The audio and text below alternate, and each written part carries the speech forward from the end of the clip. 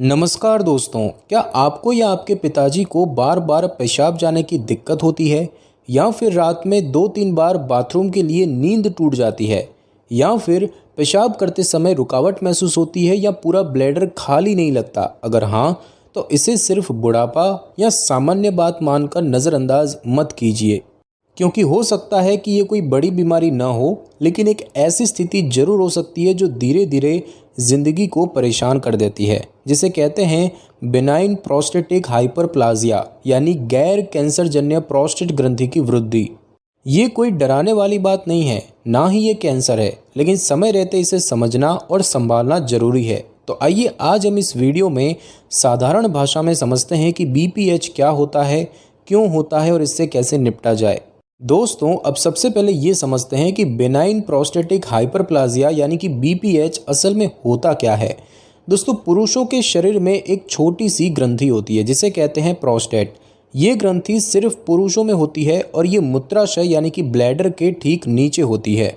इसका मुख्य काम होता है वीर्य में एक तरल पदार्थ बनाना जो शुक्राणुओं को पोषण और सुरक्षा देता है।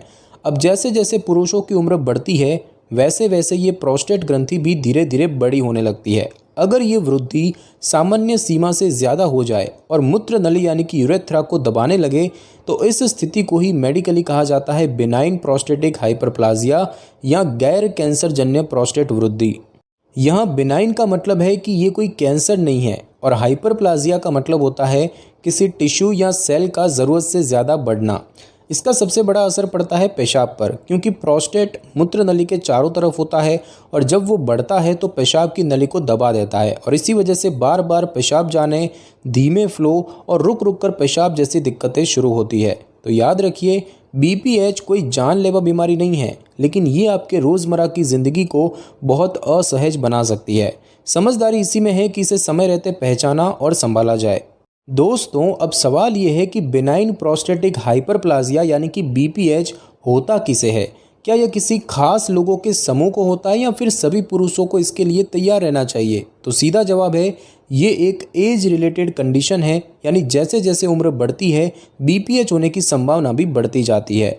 मेडिकल रिसर्च और आंकड़ों के मुताबिक 40 साल की उम्र तक आते आते करीब 20% पुरुषों में शुरुआती बदलाव देखे जाते हैं। 50 साल की उम्र के बाद लगभग हर दूसरा पुरुष इससे प्रभावित हो सकता है और 80 साल की उम्र तक ये आंकड़ा 90% तक पहुंच जाता है। यानी कि अगर कोई पुरुष 80 साल तक जी रहा है तो लगभग 9 में से 8 पुरुषों में किसी न किसी रूप में बीपीएच की समस्या पाई जाती है। अब जरूरी बात यह है कि हर प्रोस्टेट एनलार्जमेंट का मतलब परेशानी नहीं होता। कई बार प्रोस्टेट बड़ा तो होता है लेकिन पेशाब में कोई दिक्कत नहीं आती।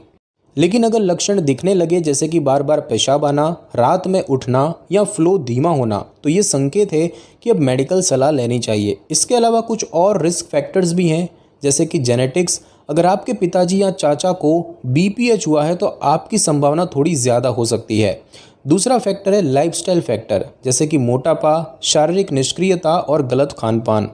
और तीसरा फैक्टर है हार्मोनल चेंजेस। उम्र के साथ टेस्टोस्टेरोन और एस्ट्रोजन का संतुलन बदलता है जिससे प्रोस्टेट पर असर पड़ता है। तो कुल मिलाकर बीपीएच कोई बीमारी नहीं बल्कि उम्र के साथ होने वाली एक स्थिति है, लेकिन अगर लक्षण सामने आए तो इसे नज़रअंदाज नहीं करना चाहिए। दोस्तों, अब तक हमने समझा कि बीपीएच यानी कि बेनाइन प्रोस्टेटिक हाइपरप्लाजिया क्या होता है, किन लोगों को होता है और कितना आम है। अब बात करते हैं कि बीपीएच आखिर होता क्यों है। तो इसका सीधा जवाब है, बीपीएच कोई अचानक होने वाली बीमारी नहीं है, बल्कि एक धीरे धीरे होने वाली उम्र संबंधी जैविक प्रक्रिया यानी कि एज रिलेटेड बायोलॉजिकल प्रोसेस है। जैसे जैसे पुरुषों की उम्र बढ़ती है, शरीर में होने वाले हार्मोनल बदलाव का असर प्रोस्टेट ग्रंथि पर पड़ता है। विशेष रूप से एक हार्मोन होता है टेस्टोस्टेरोन, जो पुरुषों का मुख्य सेक्स हार्मोन है। उम्र बढ़ने के साथ टेस्टोस्टेरोन का एक हिस्सा एक और रूप में बदलने लगता है जिसे कहते हैं डीएचटी, यानी कि डायहाइड्रोटेस्टोस्टेरोन। डीएचटी प्रोस्टेट की कोशिकाओं को बढ़ने का संकेत देता है और यही धीरे धीरे हाइपरप्लाजिया यानी कोशिकाओं की संख्या में वृद्धि का कारण बनता है। इसके अलावा उम्र के साथ शरीर में ईस्ट्रोजन नामक हार्मोन का स्तर भी तुलनात्मक रूप से थोड़ा बढ़ जाता है, जिससे टेस्टोस्टेरोन और एस्ट्रोजन के बीच का संतुलन बिगड़ता है और ये असंतुलन भी प्रोस्टेट वृद्धि को बढ़ावा दे सकता है। लेकिन केवल हार्मोन ही नहीं, कुछ अन्य कारक भी होते हैं, जैसे कि आनुवंशिकता यानी कि जेनेटिक्स, अगर परिवार में किसी को BPH रहा है तो संभावना थोड़ी बढ़ जाती है। दूसरा कारक है मोटापा और निष्क्रिय जीवन शैली, ये भी हार्मोनल संतुलन को प्रभावित कर सकते हैं। और उसके बाद मधुमेह यानी कि डायबिटीज़ और दिल की बीमारियां भी इस वृद्धि से जुड़ी देखी गई है।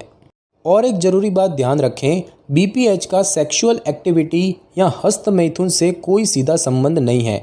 कई लोग इसे गलतफहमी से जोड़ते हैं, जो कि पूरी तरह से मिथक यानी कि मिथ है और इसका कोई वैज्ञानिक आधार नहीं है।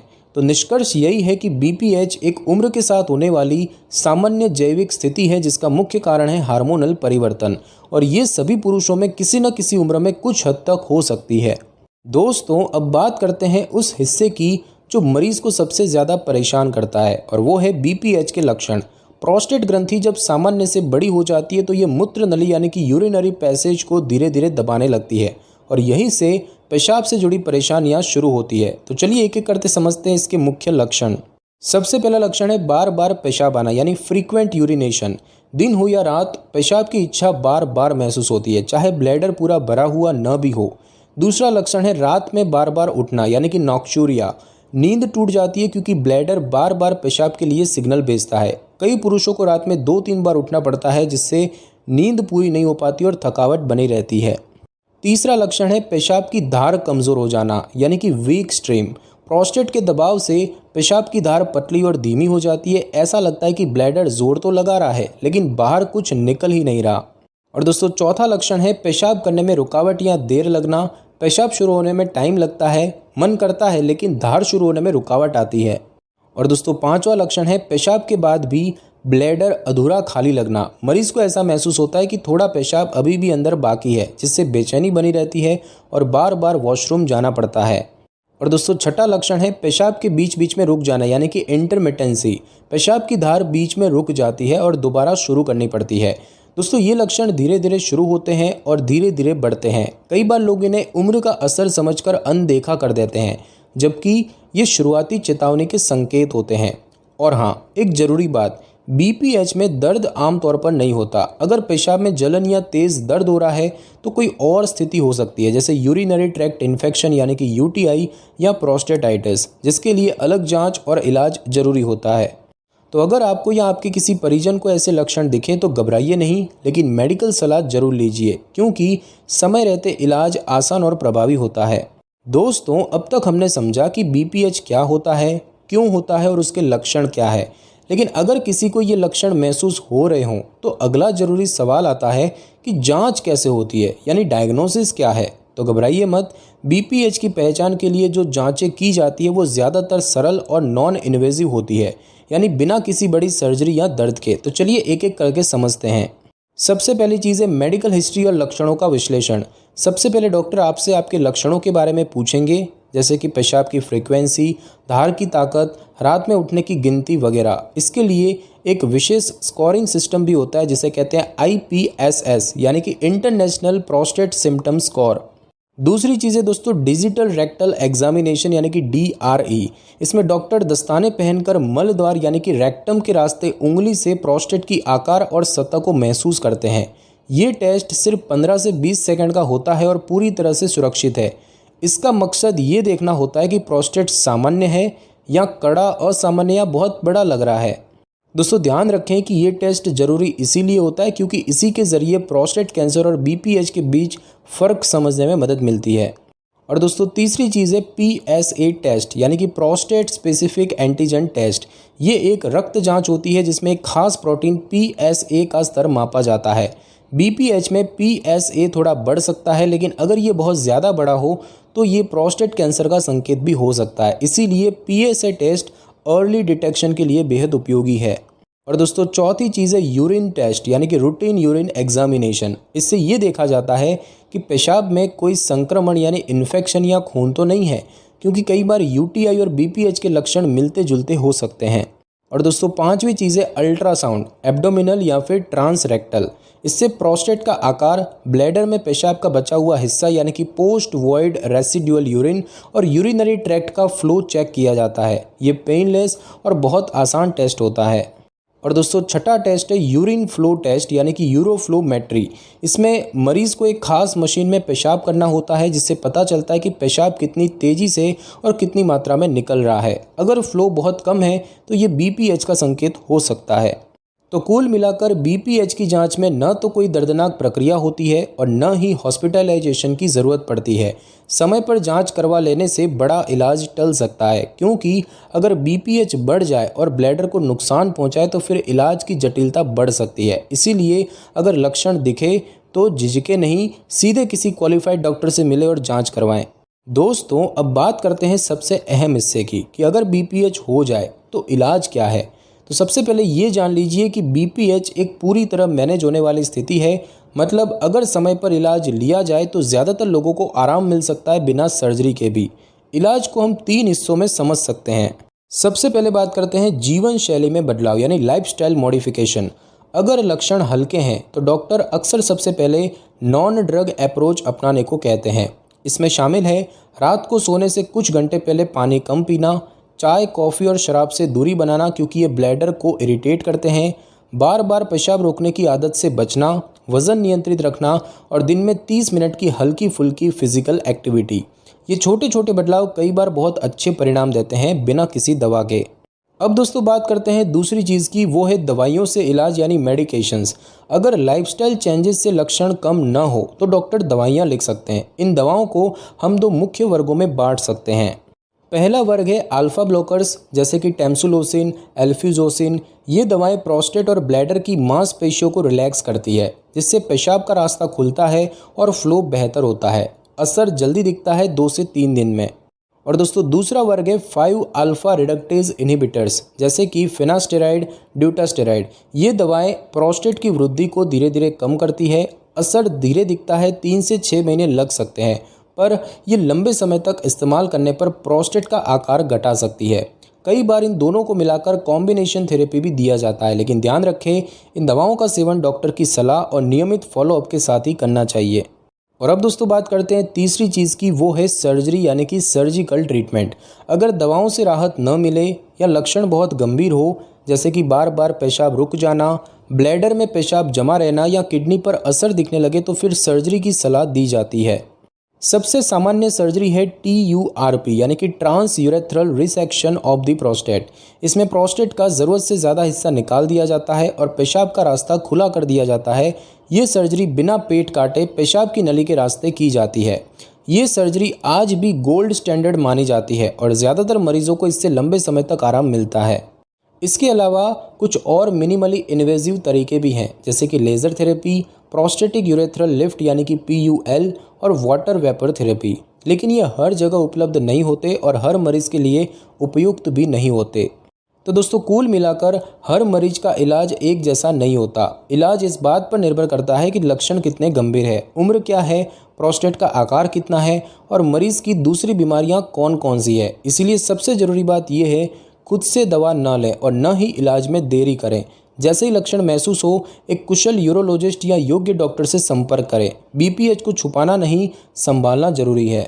दोस्तों अब तक हमने समझा कि बीपीएच क्या होता है, क्यों होता है और उसका इलाज कैसे होता है। लेकिन अब सवाल ये उठता है कि क्या इससे बचा जा सकता है या कम से कम इसकी शुरुआत को टाला या इसकी गति को धीमा किया जा सकता है। तो इसका जवाब है हाँ, कुछ समझदारी भरे कदमों से बीपीएच के खतरे को कम किया जा सकता है, या अगर हो भी जाए तो लक्षणों को काफ़ी हद तक काबू में रखा जा सकता है। तो दोस्तों पहला उपाय यह है कि 50 की उम्र के बाद नियमित प्रोस्टेट चेकअप कराएं। हर पुरुष को 50 की उम्र पार करने के बाद साल में एक बार प्रोस्टेट की जांच जरूर करानी चाहिए। अगर फैमिली हिस्ट्री हो यानी कि पिता चाचा को बीपीएच रहा हो तो 45 की उम्र से ही निगरानी शुरू करें। दूसरा उपाय यह है कि एक्टिव लाइफस्टाइल अपनाएं। रोज़ाना थोड़ी सी फिजिकल एक्टिविटी जैसे कि ब्रिस्क वॉक, हल्की दौड़ या योग प्रोस्टेट हेल्थ को बेहतर बनाए रखती है। बैठकर घंटों तक काम करना और बिल्कुल न चलना ये बीपीएच के खतरे को बढ़ा सकता है। तीसरा उपाय है कि वजन नियंत्रित रखें। मोटापा हार्मोनल बैलेंस को बिगाड़ सकता है जो प्रोस्टेट पर असर डाल सकता है। खासकर पेट के आसपास की चर्बी, विसरल फैट नुकसानदायक मानी जाती है। चौथा उपाय यह है कि पेशाब रोकने की आदत से बचें। बार बार पेशाब रोकना ब्लैडर की मांसपेशियों पर दबाव डालता है, जिससे समय के साथ पेशाब से जुड़ी समस्याएं बढ़ सकती है। और पांचवा उपाय यह है कि दिन में खूब पानी पिए लेकिन रात को सीमित करें। दिन में अच्छी मात्रा में पानी पीना जरूरी है ताकि यूरिनरी ट्रैक्ट साफ रहे, लेकिन रात में सोने से 2 घंटे पहले पानी कम करें ताकि बार बार बाथरूम ना जाना पड़े। और दोस्तों छठा उपाय यह है कि कुछ खाद्य और पेय पदार्थों से बचें, जैसे कि कैफीन यानी कि चाय, कॉफ़ी, शराब और मसालेदार चीज़ें ये ब्लैडर को इरिटेट कर सकती है और सिम्टम्स बढ़ा सकती है। स्मोकिंग भी प्रोस्टेट और यूरिनरी सिस्टम के लिए नुकसानदेह हो सकती है। और दोस्तों सातवां उपाय यह है कि लंबे समय तक बैठने से बचें। बहुत देर तक लगातार बैठना पेल्विक रीजन में ब्लड सर्कुलेशन को कम कर सकता है, जिसका असर प्रोस्टेट पर पड़ सकता है। हर 30 से 40 मिनट में थोड़ा उठकर चलना फ़ायदेमंद है। तो दोस्तों ये सभी उपाय बहुत ही साधारण, सुरक्षित और असरदार हैं और इनका कोई नुकसान नहीं है। लेकिन ध्यान रहे, ये उपाय बीपीएच के इलाज की जगह नहीं है, बल्कि इसे नियंत्रित रखने और देर से शुरू होने में मदद करते हैं। तो अगर कोई लक्षण दिखे तो लाइफस्टाइल सुधार के साथ साथ डॉक्टर की सलाह लेना भी उतना ही जरूरी है। हेल्थ को नज़रअंदाज मत कीजिए, उसे अपनाइए समझदारी और समय के साथ। दोस्तों बहुत से लोग जब पहली बार सुनते हैं कि प्रोस्टेट बढ़ गया है तो वो तुरंत घबरा जाते हैं कि कहीं ये कैंसर तो नहीं। लेकिन ध्यान रखिए, बीपीएच यानी कि बिनाइन प्रोस्टेटिक हाइपरप्लाजिया एक नॉन कैंसरस स्थिति होती है, जबकि प्रोस्टेट कैंसर एक मैलिग्नेंट बीमारी होती है जो पूरी तरह अलग है। तो चलिए इस फर्क को आसान भाषा में समझते हैं। दोस्तों बीपीएच जो है ये एक सामान्य और उम्र से जुड़ी वृद्धि है। बीपीएच में प्रोस्टेट ग्रंथि का आकार बढ़ता है, लेकिन इसमें कोशिकाएं असामान्य या खतरनाक नहीं होती। ये एक बिनाइन यानी कि गैर कैंसर जन्य वृद्धि होती है, जबकि प्रोस्टेट कैंसर कोशिकाओं की अनियंत्रित वृद्धि होती है। इसमें प्रोस्टेट की कोशिकाएं असामान्य ढंग से बढ़ने लगती है और ये शरीर के अन्य भागों में फैल भी सकती है, जैसे कि हड्डियां, लसिकाओं या ब्लैडर तक।